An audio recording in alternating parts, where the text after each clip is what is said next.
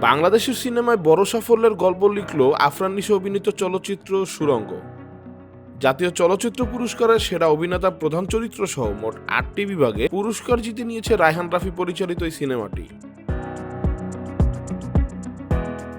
বৃহস্পতিবার বিকেলে তথ্য ও সম্প্রচার মন্ত্রণালয়ে প্রকাশিত প্রজ্ঞাপনে জানানো হয় এই ফলাফল। ২০২৩ সালের ঈদ-উল আজহায় মুক্তি পাওয়া সুড়ঙ্গ ছিল আফরান নিশোর প্রথম সিনেমা। আর প্রথম ছবিতেই এমন সাফল্য, যা আলাদা করে নজর কেড়েছে দর্শক ও সমালোচকদের।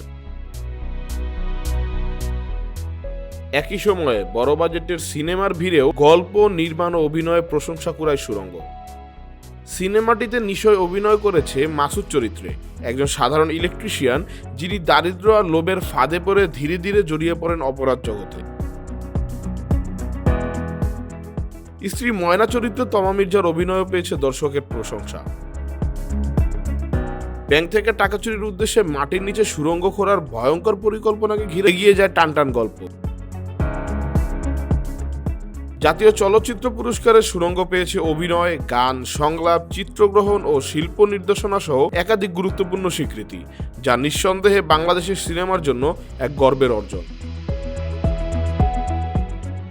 বিনোদন ডেস্ক, কাল প্রকাশ।